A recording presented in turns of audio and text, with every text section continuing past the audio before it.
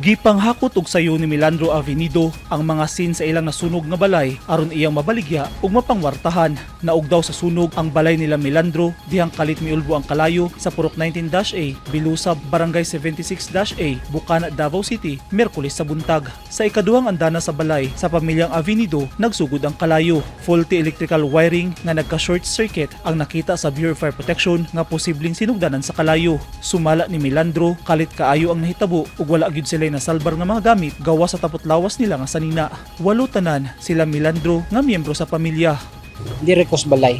Pero late na ko nakasaka sa taas kay napo ko gibuhat dire sa ubos. Pagsaka na ko dito, wala na dako nang kayo, wala na ako natabang jud. Plano ni Melandro nga sa lugar nga nasunugan gihapon sila magtukod balik og balay. Karon ani mo focus ako siguro ani mag-clearing sa akong kuan.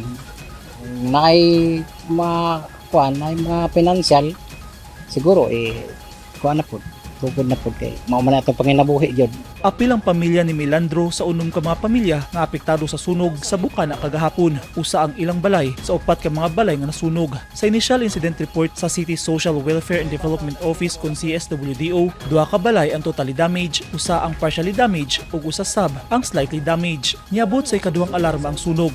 Giba na ba na ang kapin 1 million pesos ang danyos. Walay na report nga dunay nasamdan o naangol ato sa panghitabo. Eugene Hinutan, Newsline Philippines. Stay safe.